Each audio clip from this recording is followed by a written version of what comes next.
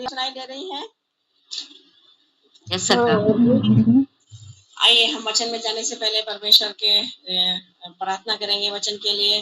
धन्यवाद पिता, धन्यवाद परमेश्वर, हालेलुया। पिताजी धन्यवाद देते हैं, हालेलुया। पिताजी आज के नए दिन के लिए धन्यवाद देते हैं। पिता आपने कितना अनुग्रह किया, पिताजी कितना दया किया हम पर। पिताजी आपने फिर एक दिन दिया हमारे जीवन में, धन्यवाद देते हैं पिताजी। आज के दिन के लिए भी पिताजी, इस वचन के लिए भी हम प्रार्थना करते हैं पिताजी, हालेलुया। पिताजी आपने हमारे मनों को और हृदय को खोले ताकि हम आपके वचन को और अच्छे से हम समझने पाए, ध्यान करने पाए। पिता धन्यवाद, धन्यवाद, धन्यवाद। पवित्र आत्मा प्रभु आप एक आप अगुवाई करने के लिए हम आपसे प्रार्थना करते हैं पिताजी। सुनने वाले बोलने वाले दोनों पर अनुग्रह करें पिता। अरे प्रार्थना यीशु मसीह के नाम से हम मांगते हैं, आमीन। आइए हम आज के लिए निकालेंगे, आज के ध्यान के लिए निकालेंगे भजन संगीता उसका 32वां अध्याय उसका 1 और 2 वचन। भजन संगीता उसका 32 1 और 2। Psalms 32 verse 1 and 2। हमें से जिसको भी मिल गया है उसको निकाल के पढ़ सकते हैं। भजन संगीता 32 उसका पहला और दूसरा वचन। भजन संहिता 32 उसका 1 और 2। क्या ही धन्य है वह जिसका अपराध क्षमा किया गया और जिसका पाप किया है। क्या ही धन्य है वह मनुष्य अधर्म का मीठा ना ले और जिसकी आत्मा में कपट ना हो। आमीन। हालेलुया। यहाँ पे देखते हैं कि क्या ही धन्य है जिसका अपराध क्षमा किया गया है और जिसका पाप ढांपा गया है। यहाँ पे देखते हैं कि हम मसीही लोग के जीवन में भी हम देखते हैं कि पाप ऐसे पाप के बारे में हम बहुत सारे बातों को सुनते हैं और देखते हैं कि पाप हमारे जीवन में क्या किन किन बातों को ले आता है, कैसे कैसे हमें परमेश्वर से दूर कर देता है। और हम सोचते हैं कि हम इंसान हैं तो ये तो छोटी छोटी बातें और छोटे छोटे ये तो बातें हैं, पर कितना ये छोटी छोटी बातें हमारे जीवन में कितना प्रभाव को ले आते हैं। हम देखते हैं कि ये हमारे छोटी छोटी बातें ही हमारी छोटा छोटा हैबिट बन जाता है और रोज जो हम करते रहते हैं तो वो हमारे जीवन में बड़ी बड़ी बातों को ले आता है और हमारे परमेश्वर से हमें दूर भी रख देता है। जरूर हम इस संसार में रहते हैं, इस संसार में रहते वक्त हम संसार के लोगों के साथ भी चलते हैं और इस दुनिया में भी जो बातें रहती हैं उसके साथ हमें चलना पड़ता है, पर हम कई बातों में हम इसको कॉम्प्रोमाइज कर देते हैं, समझौता कर लेते हैं कि ये संसार के लोग भी ऐसे करते हैं तो हम भी जब इस संसार में रहते हैं तो हम भी इस करने से हमें कोई गलत नहीं है करके हम अपने आप को समझौता में ले आते हैं कि ये पाप नहीं है, सब लोग करता है पर हम भी करते हैं। पर जब हम परमेश्वर के पास जाते हैं तो हम हमारा मन जब पवित्र आत्मा जब हमें चिताता है कि ये पाप है तो जरूर हमें उन बातों से हमें दूर होना चाहिए और उन बातों को छोड़ देना चाहिए।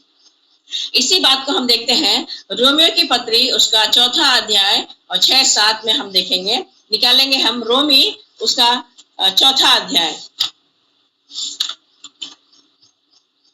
रोमी उसका 4 अध्याय 6 और 7 वचन को हम देखेंगे। रोमी 4 उसका 6 और 7। जिसे परमेश्वर बिना कामों के धर्मी ठहराता है उसे दाऊद भी धन्य कहता है। धन्य है वे जिसके अधर्म क्षमा हुए और जिनके पाप ढांपे गए। 8वें वचन को भी हम देखेंगे कि धन्य है वह मनुष्य जिसे परमेश्वर पापी न ठहराएगा। यहाँ पे भी हम देखते हैं कि जब पुराने नियम में भी ये ऐसा पाप के बारे में वर्णन किया गया है और ये नया नियम में भी हम देखते हैं कि पाप के बारे में इसको कैसे यहाँ पे वर्णन किया जा रहा है कि हमारे पाप और अधर्म और हमारे जो पाप की बातें हैं, अधर्म अपराध है, सारी बातों को क्षमा होना और उससे हमें बाहर निकलना कितना जरूरी है। हम देखते हैं कि भजन संगीता उसका 51 अध्याय और 5वां वचन, उसको हम अगर निकालेंगे भजन संगीता उसका 51 91 उसका 5, 51 उसका 5। देख मैं अधर्म के साथ उत्पन्न हुआ और पाप के साथ अपनी माता के गर्भ में पड़ा। यहाँ पे हम देखते हैं कि जब हम उत्पन्न होते हैं, उत्पन्न होते समय ही हम एक पापी हैं, क्योंकि यहाँ पे जब आदम और हवा पाप कर देते हैं तो हम भी जब उनके संतान हैं तो वहीं से ही हम पाप में पड़ गए हैं। पूरा संसार ही पाप में पड़ गया है और मनुष्य जाति जो है पाप में है। तो जब हम जन्म लेते हैं तो हम भी अधर्म में और पाप में ही जन्म लेते हैं। तो हम बचपन से ही हम पापी ही हैं। एक और वचन को हम देखेंगे, रोमी उसका तीसरा अध्याय और 23 वचन। रोमी उसका तीसरा अध्याय और 23 वचन।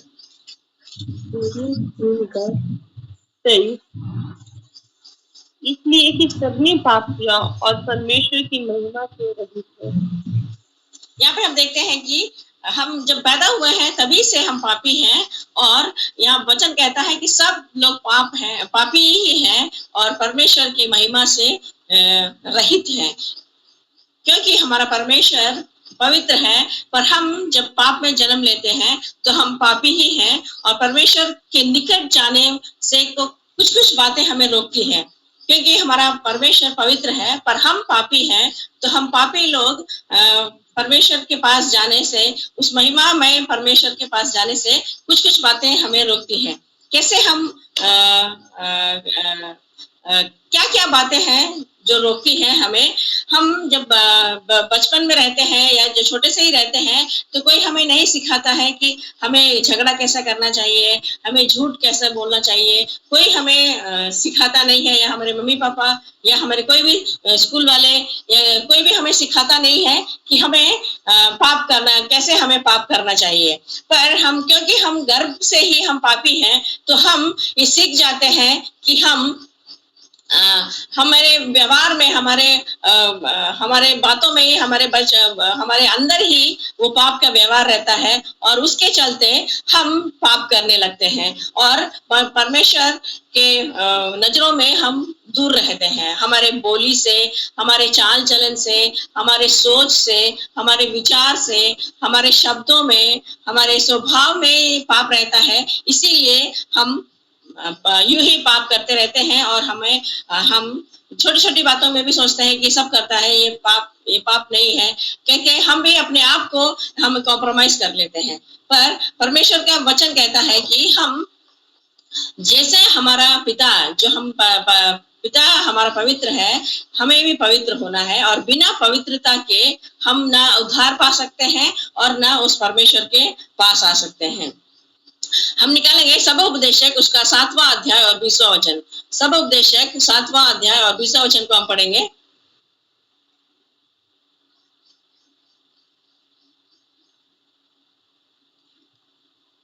यहाँ पे ऐसा लिखा गया है कि इस पृथ्वी में कोई भी ऐसा मनुष्य नहीं है जो धर्मी है और पाप रहित है। इस संसार में सारे लोग पाप से भरे हुए हैं, क्योंकि वो उत्पन्न ही पाप से हुए हैं। हम देखते हैं कि पाप क्या होता है। हम देखेंगे कि पाप, पहला यूहन्ना हम निकालेंगे, पहला यूहन्ना 3:4 को हम पढ़ेंगे। पहला यूहन्ना 3:4 हम देखेंगे कि पाप का अर्थ क्या होता है। पहला यूहन्ना 3:4, जो कोई पाप करता है वह व्यवस्था का विरोध करता है और पाप को व्यवस्था का विरोध है। यहाँ पे देखते हैं जब हम पाप करते हैं तो व्यवस्था के विरुद्ध में चलते हैं, व्यवस्था के विरोध में हम चलते हैं, कुछ बातों को करते हैं। तो हम देखेंगे कि क्या क्या व्यवस्था में ऐसी बातें हैं और किन बातों के विरोध में हम चलते हैं। हम निकालेंगे याकूब की पत्री उसका 4 अध्याय और 17वां वचन। याकूब की पत्री उसका 4 अध्याय 17वां वचन।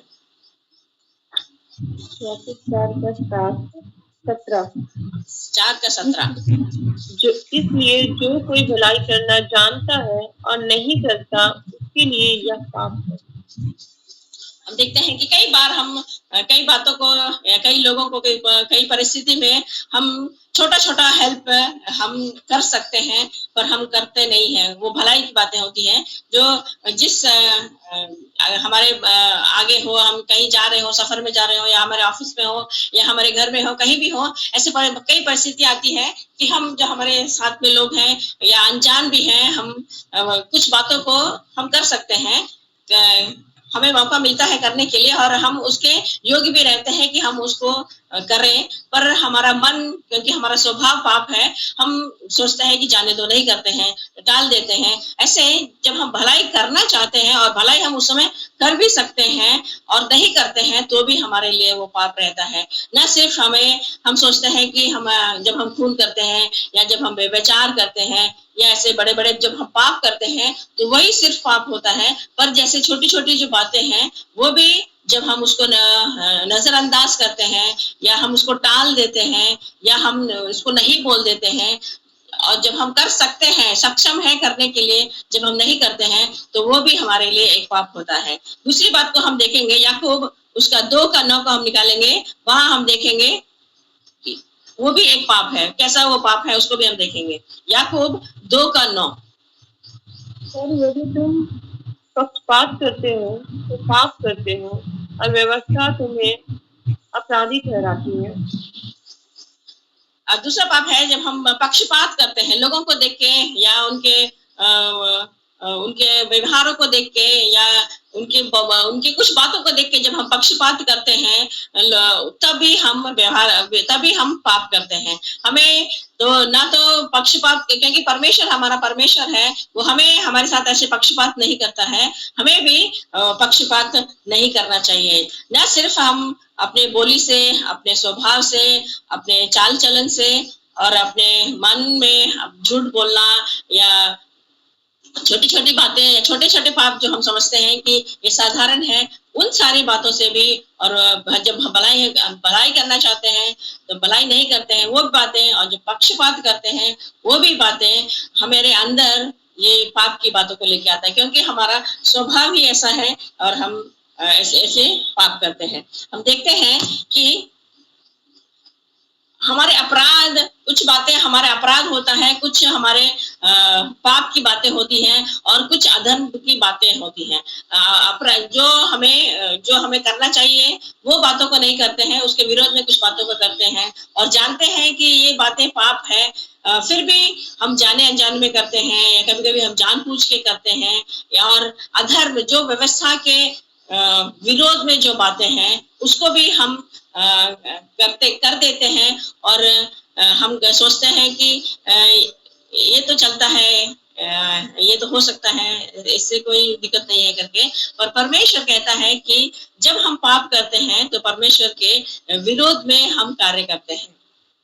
पर परमेश्वर ने हमें, जब हम परमेश्वर को जानते भी नहीं थे या जब हम परमेश्वर को हमें इतना अनुग्रह किया है परमेश्वर ने और इतना हमें दया दिखाया, जब हम इतना बुद्धि ज्ञान हमें दिया कि हम परमेश्वर को जान पाए, उस जीवित परमेश्वर को जब हम जान लेते हैं और हम जान पाते हैं कि परमेश्वर ऐसे हमारे पापों को क्षमा कर सकता है।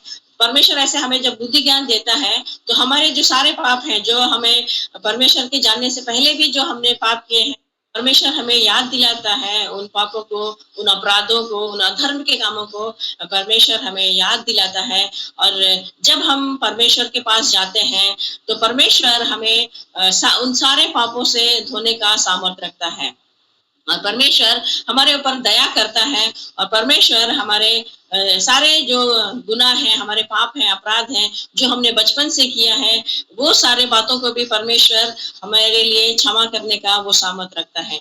पर हमें उन बातों को जो हमने पाप किया है या हमें लगता है कि हम ये जो हम किए थे वो हमारे लिए पाप है, जो हम सोचे थे वो गलत है, जो इस काम को किए हैं वो गलत है करके जब हम मन में जब हमारे आता है तो हमें अपने मुंह से उसको अंगीकार करना है और परमेश्वर से क्षमा मांगना है। हम देखेंगे कि परमेश्वर से हम कैसे इन सारी बातों से हम परमेश्वर से कैसे क्षमा या हम पाप या शुद्ध या साफ कैसे हो सकते हैं, निकालेंगे। पहला यूहन्ना उसका पहला अध्याय उसका 7वें वचन को हम पढ़ेंगे।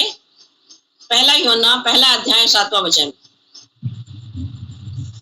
पर यदि जैसा वह ज्योति में है वैसे ही हम भी ज्योति में चले, एक दूसरे से सहभागिता रखते हैं और उसके पुत्र यीशु का लहू हमें सब पापों से शुद्ध करता है।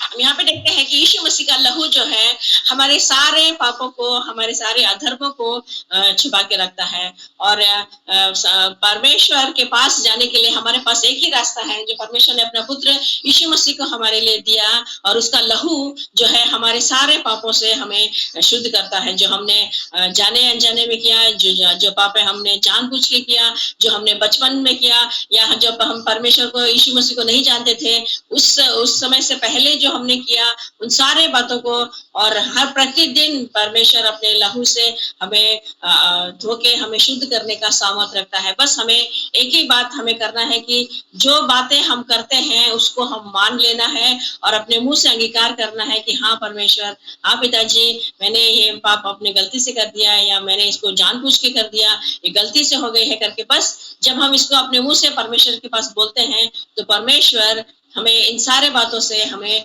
धोने के लिए हमारे पर अनुग्रह करता है, और हमें ये अनुग्रह भी देता है और हमें क्षमा भी करता है। क्योंकि पुराने नियम में ये जानवरों के लहू से ये पापों को ढका जाता था, पर ये नया नियम में जब यीशु मसीह ने जब हमारे लिए बलिदान हुआ, तो यीशु मसीह का लहू हमारे सारे पापों को, अपराधों को, बीमारियों को, सारी बातों से हमें शुद्ध करके हमें चंगा करने वाला परमेश्वर है। बस हमें परमेश्वर के पास आना है और उसके लहू को लेना है, और हमें अपने सारे पापों से, सारे अपराधों से हमें अपने आप को शुद्ध करना है। क्योंकि जब तक हम पवित्र नहीं होते हैं, उस पवित्र परमेश्वर के पास नहीं आ सकते हैं। जब हम पवित्र परमेश्वर के पास आते हैं तो हमारे सारे पापों को शुद्ध भी करता है, और उसको वो लेखा भी नहीं करता है, और ना वो हमसे पूछता है कि तुमने ये पाप किया है, वो पाप किया है, नहीं पूछता है। वो हमारे सारे पापों को क्षमा कर देता है, उसको भूल भी जाता है। तो ऐसे भले परमेश्वर के पास हम अपने पापों को, क्योंकि मनुष्य हम पापी हैं, गर्भ में ही पाप से आते हैं, तो हम इन बातों को मान लें और परमेश्वर के पास आए, और परमेश्वर हमें अपने मन में जो गिल्ट है, जो गिल्ट की बातें हैं कि हमारा पाप क्षमा नहीं हो सकता, हमारा पाप इतना बड़ा है, हम इससे कोई हमें बचा नहीं सकता, ऐसे बातों में हम ना फंसे, पर उस जीवते परमेश्वर जो हमें अनुग्रह करता है, उस परमेश्वर के पास हम आए और अपने सारे पापों से क्षमा मांगे, और जीवते परमेश्वर जो अनंत जीवन हमें देने वाला है, उस अनंत जीवन के लिए हम जाएं, ना कि हम संसार की बातों में और इन बातों में हम फंसे रहने पाए। जब परमेश्वर ने हमें चुना है, परमेश्वर ने हमसे प्रेम किया है, तो हम भी उस परमेश्वर के पास दौड़ के जाने वाले होने पाए। जो पिता है हमारा, हमें हमेशा अपने बाहों में लेने के लिए तैयार है। क्या हम अपने पाप को छोड़ के उस पवित्र पिता के पास क्या हम जाने के लिए तैयार हैं, जो हमारे पापों को, अपराधों को क्षमा करता है? आइए हम इन वचनों की पर ध्यान दें और ये वचन हमारे अंदर कार्य करने पाए। आगे अमिता सिस्टर इस बातों में अगुवाई करेंगी। ये अच्छे वचन के लिए परमेश्वर पिता को धन्यवाद देंगे। सच में प्रभु महान है और अद्भुत रीति से हम हर एक से आज की शुभ बातें किए हैं, इसके लिए धन्यवाद देंगे कि हम जान पाए कि पाप क्या है और पाप का छुटकारा भी हमें क्या चीज से मिलती है। उन सारी बातों का आज हमने जाना है। आज आइए हम हर एक के जीवन में जितने भी पाप हैं उन सारे पापों के लिए क्षमा मांगेंगे, और इस वक्त प्रभु यीशु मसीह का लहू हम हर एक को हमारे हर एक पापों से आजाद करने के लिए तैयार है। जब हम अपने पापों को मान लेते हैं, प्रभु का लहू हमें धो देता है। इसके लिए परमेश्वर पिता को धन्यवाद देते हैं, और साथ ही हम उनकी दासी को भी धन्यवाद देते हैं जिनके द्वारा परमेश्वर हम हर एक से बातें किए। इसके लिए परमेश्वर पिता को महिमा मिले। आइए हम प्रार्थना करें। धन्यवाद धन्यवाद धन्यवाद देते जीवित सामर्थ्य पिता परमेश्वर, आज के अच्छे जीवित सामर्थ्य वचन के लिए हम धन्यवाद देते हैं पिता, कि आप अपनी बेटी के द्वारा पिता आप हम हर एक से बातें किए पिता परमेश्वर, और वचन के पिता ऐसी बातों को आप हर एक को प्रभु आज की सुबह पिता सिखलाए, प्रभु समझाए पिता। हाँ पिता, वो सारी बातों को पिता प्रकट किए प्रभु, इसके लिए धन्यवाद देते हैं पिता। हाँ पिता, हम जान पाए पिता कि पाप क्या है पिता। हाँ पिता परमेश्वर, हम जब भलाई करना जानते हैं और नहीं करते प्रभु, वो भी हमारे लिए पाप है प्रभु। आप हम हर एक को सिखलाइए पिता कि हम एक दूसरे के लिए भलाई करने पाए पिता। हाँ पिता, क्योंकि आत्मा का एक फल में फिर से पिता वो भलाई भी है पिता, जो हमारे जीवन से नहीं होने के कारण पिता हम पाप की गिनती में गिने जाते हैं पिता। हम हर एक को सिखलाइए पिता कि हम हर एक ऐसी बातें यदि हमें भलाई करने आता है पिता, और जहाँ आवश्यकता है पिता हम उस जगह में भलाई करने वाले होने पाए पिता। साथ ही पिता हमने सीखा प्रभु कि पक्षपात नहीं करना चाहिए प्रभु। हम भी पिता एक समान पिता आप हम हर एक को प्रेम दीजिए प्रभु, ताकि हम हर एक को पिता एक जैसा पिता परमेश्वर प्रेम के साथ पिता आगे बढ़ नहीं पाए पिता। हाँ पिता, जिस प्रकार आप पिता परमेश्वर हर एक को एक समान प्रेम करते हैं प्रभु, उसी रीति से हम भी पिता हमारे जीवन में पिता पक्षपात की भावना प्रभु, ऐसे विचार प्रभु यीशु के नाम से दूर होने पाए पिता। हाँ पिता, हम हर एक को एक मन और अपने प्रेम से भरे रखिए पिता। पिता साथ ही हम धन्यवाद देते हैं कि आपका यीशु वचन कहता है यीशु मसीह का लहू हमारे सारे पापों से हमें धो देता है प्रभु। आज की सुबह हम यहाँ जितने लोग भी जुड़े हैं पिता, हम हर एक के जीवन में जितने भी पाप पाई जाते हैं पिता, आज की सुबह मांगते हैं पिता अपने पवित्र लहू से हमारे सारे पापों को धो दीजिए प्रभु, क्योंकि हमें सिर्फ आपका लहू ही है जो पिता हमारे पापों से हमें आजाद कर सकता है प्रभु। और आज की सुबह हम उस लहू की मांग करते हैं पिता हमारे के जीवन में, अपने लहू को दीजिए प्रभु जो क्रूस से बहता है प्रभु। हाँ पिता, ताकि हमारे जीवन से पिता, हमारे विचार से पिता, हमारे कार्य से पिता जो पाप की बातें पाई जा रही है प्रभु, आज की सुबह पिता आजाद होने पाए पिता। हम धन्यवाद देते हैं प्रभु, आप ऐसा कर रहे हैं पिता, इसके लिए धन्यवाद देते हैं पिता। आज जितने लोग भी जुड़े उन सबको आपके हाथों में सौंपते हैं, दिन भर के सारे कामों में आशीष को दीजिए। हर एक के घर परिवार में आपकी आशीष होने पाए, हर एक की आवश्यकता यीशु के नाम से पूरी होने पाए पिता। हर एक के जीवन से अपनी महिमा को लीजिए पिता। जहां भी जाते हैं, जिस भी काम को करते हैं, उसमें सफलता को हम देखने पाए पिता। जहां भी जाते हैं आपकी सुरक्षा को देखने पाए पिता। हाँ पिता, हर एक कमी घटी यीशु के नाम से दूर होने पाए पिता, और हम हर एक बातों में आपके नाम को महिमा देने पाए पिता। फिर से हमें पिता परमेश्वर मंडे को मिलने में पिता अनुग्रह करिए पिता, कि हम मंडे को फिर से एक संगति में होकर अपने जीवित परमेश्वर की आराधना स्तुति करने पाए पिता।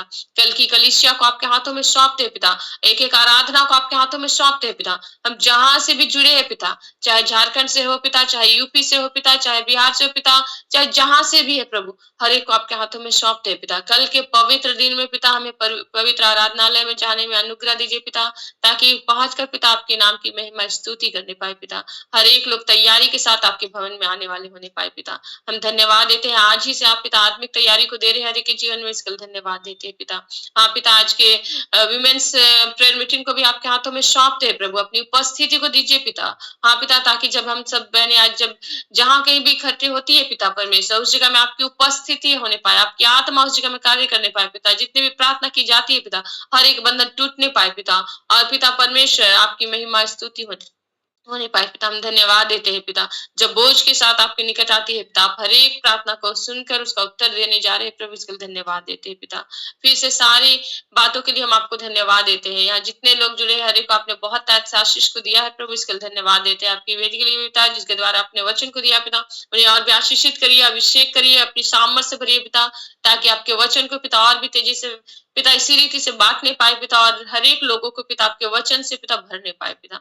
हम धन्यवाद देते हैं, आप ऐसा कर रहे हैं प्रभु, इसके लिए धन्यवाद देते हैं। हर एक बातों के लिए धन्यवाद देते हैं पिता। सारा आदर में हम आपको देते हैं पिता। धन्यवाद के साथ इस प्रार्थना को हम अपने उद्धारकर्ता यीशु मसीह के नाम से मांगते हैं, आमीन। आइए हम लोग अनुग्रह वचन बोलेंगे, और हमारे प्रभु यीशु ख्रिस्ट की दया, परमेश्वर पिता का प्रेम और पवित्र आत्मा की सहभागिता हम सभी के साथ अब से लेकर प्रभु यीशु मसीह के द्वितीय आगमन तक होती रहने पाए, आमीन। सभी को जय मसीह।